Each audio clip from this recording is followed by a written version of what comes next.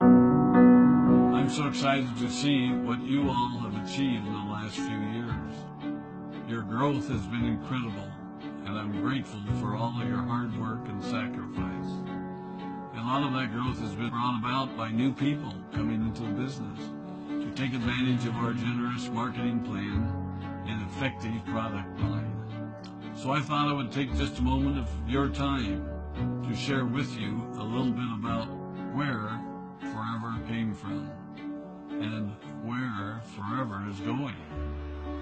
I've heard people describe this as our culture, but I think it's simply who we are.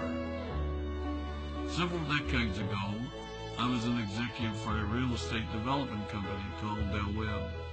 And at that time, there was a lot of excitement about a new business concept. And like many of my colleagues and friends, I went along to a business opportunity meeting and listened to a presentation about multi-level marketing. I immediately fell in love with the concept that people would be motivated to help each other and be able to make a living doing so. It's a beautiful thing when you think about it.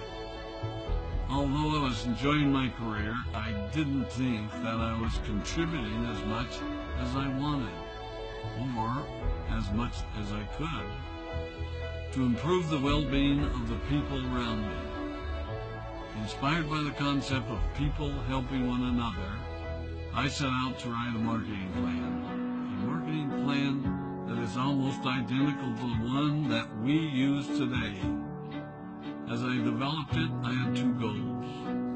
One was to pay the highest bonuses possible and still be able to run a company effectively.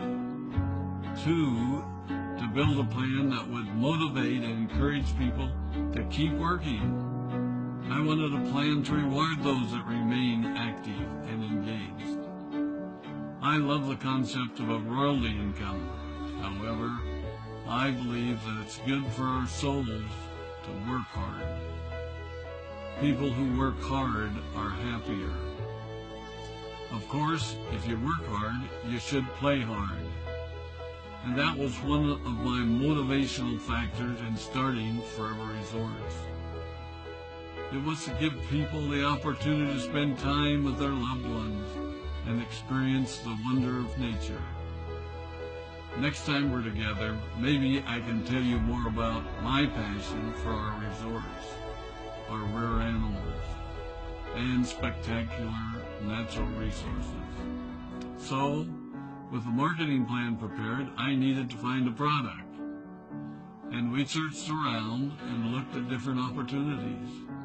I was passionate about finding something that was effective, consumable, and that we knew would not be a fad. During my search, I met a group of doctors who had developed a method of stabilizing aloe vera.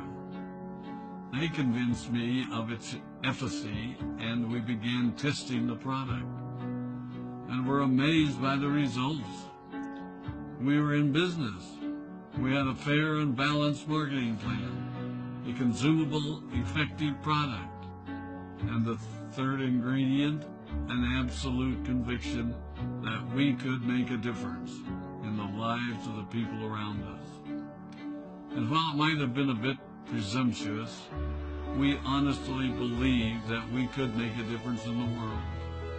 We put in generous return policies, customer service incentives, and began to build this business based on the principle of being nice to one another and helping others. The success was incredible, and we grew rapidly until Christmas of 1982. I was sitting at home with the family, and the phone rang. They informed me there had been a freeze on our aloe plantations in Texas, and that all of our aloe was destroyed. I immediately went to the airport and flew to South Texas to see what we could do. I hoped and prayed that when I arrived, what I saw would be better than the news I'd received. But that wasn't to be the case. We had no aloe. and the business immediately began to suffer. There were some FBOs that left, but more importantly, there were those that stayed. It was a tough time for us. We put everything on the line to stay in business, and there were many sleepless nights. But we were convinced that what we were doing was right. We decided that this would never happen to us again. We flew out to the Dominican Republic and purchased as much land as we could, and began planting aloe in one of the safest weather zones in the world.